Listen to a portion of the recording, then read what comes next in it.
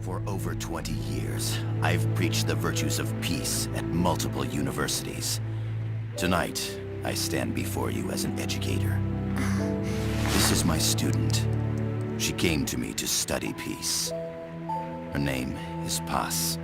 Paz Ortega. Paz. Peace. Metal Gear Solid is full of characters suffering. Snake, Big Boss, Eva, Raiden, but the one that breaks my heart the most is Paz from Peace Walker. When you first see her, she's just an ordinary high school girl who's trying to learn peace, and that was kidnapped by the CIA. Throughout the whole story, nothing seems out of the ordinary for her besides her teacher being a KGB agent, Zordanov, setting up Big Boss and his army, but Paz has nothing to do with it, well, at least it seems from the story so far. After unlocking Chapter 5 and recapturing Zordanov like a billion times, he reveals that Paz is a spy helping him escaping. She reveals that she's working for a group called Cypher, controlled by Major Zero. She was supposed to kill Big Boss, but ultimately Big Boss stands on top. The part I want to talk about, though, is her stay at the Big Boss's mother place. Paz has multiple diary entries, detailing her feeling of trying to stay with the MSF, trying to stay as detached and as distant from him as possible, but unfortunately she can't. Even when finding a cat and naming it Nuke, she tries to act detached, calling it pathetic, but she's still feeding it at the same time. She ends up going fishing with some MSF soldiers. The cat, and Chico, a kid who's also fighting with MSF. She tries to say how boring fishing is, but she can't help and compliment how useful it is.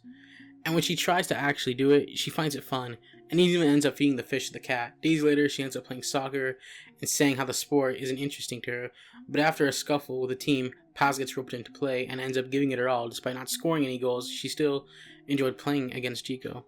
I could list everything, but you get to the point. She's slowly beginning to like her life at Mother Base, connecting with other people, having fun, except for one very lesbian encounter. Then she offered to put some on for me. She squirted some lotion onto her fingers and began rubbing it into my chest. It happened so suddenly, and I was so taken aback that I did not even think to protest. She caressed my stomach with her long white fingers, then slid them upwards between my bikini-clad breasts. What? Wait, I sputtered as her moist eyes met mine. She was beautiful. Somehow, I found myself captivated by this woman more than 10 years my elder.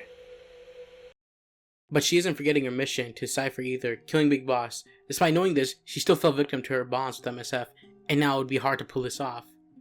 Even saying she wouldn't mind dying to Snake.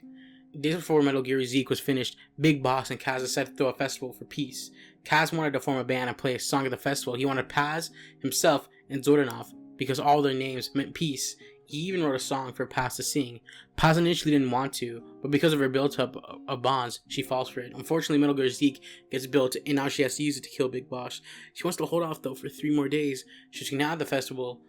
You can tell from listening to her diary logs that she really just wants to have fun at the Mother Base with the friends she has throughout, and she says she doesn't know about actual peace and doesn't think it actually exists. But with these final days of being at MSF, though, she finally understands peace, but unfortunately, she has to complete her mission or she will receive a fate worse than death. I mean, it cannot be any worse than Miller's singing.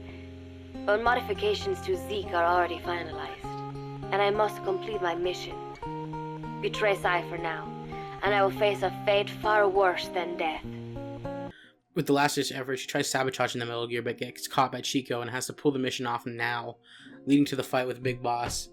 In the tapes moments before getting the Metal Gear, she cries, because in reality, she did want peace, she said from the beginning. Now what she's saying, and what she's thinking from the start and now is completely flipped. How ironic. She really meant what she said, it just took some time. Things seem to get better when she survives, somehow, but ends up getting kidnapped back to a military base Cypher controls.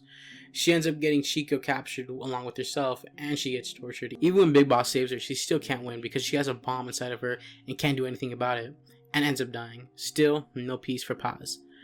I'll admit, I haven't played Phantom Pain. I played Ground Zeroes, but I've seen Paz in Phantom Pain, and it seems like she's just an illusion in Venom's mind, haunting him. But after finding pictures to regain her memory, he finds out she isn't real, and he stops seeing Paz.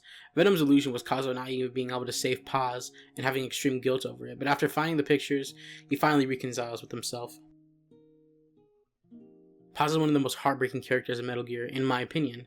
Honestly, I think the main thing to learn from Paz is to not isolate yourself. In the beginning of Peace Walker, she was very alone, just her and Cypher and Zardanov. people she can't form a bond with because they're all using her, and it makes her bitter, and it resents Peace, and she resents everybody, and she can't stand to have a good time. But slowly, after being forced to hang out with everybody, she starts building a bond with those people, and starts to love the things she hates, like the cat. But most importantly, she found the biggest thing she resented, and that was the peace. She found her own peace. But sadly, her situation didn't allow her to be with Peace, and ended up paying an unfair price that she never deserved.